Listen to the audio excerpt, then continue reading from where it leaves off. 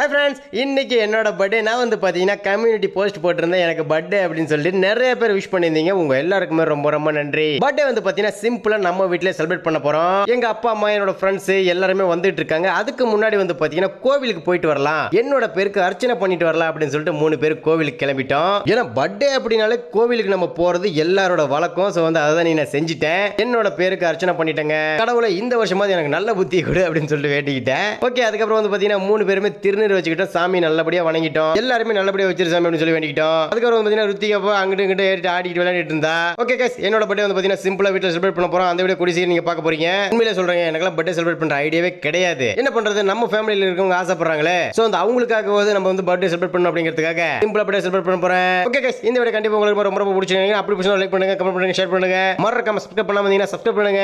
வேற level videos டெய்லியும் வந்துட்டு இருக்கேன். Okay guys, by.